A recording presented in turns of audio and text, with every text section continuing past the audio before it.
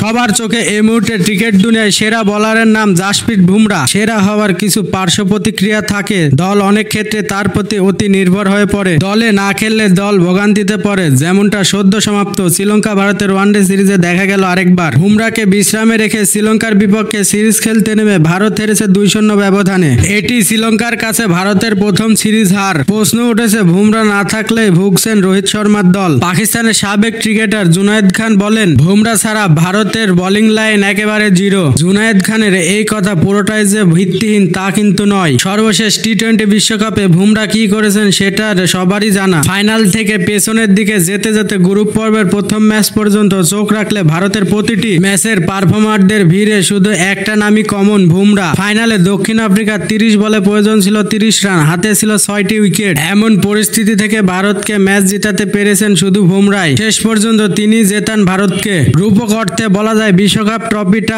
দক্ষিণ আফ্রিকার কাছ থেকে কেড়ে নিয়ে এসেছে বুমরাহ, তুলে দিয়েছে রোহিত শর্মার হাতে। সব মিলে টি-20 বিশ্বকাপে 29.4 ওভারে বোলিং করে বুমরাহ 15টি উইকেট নিয়েছে।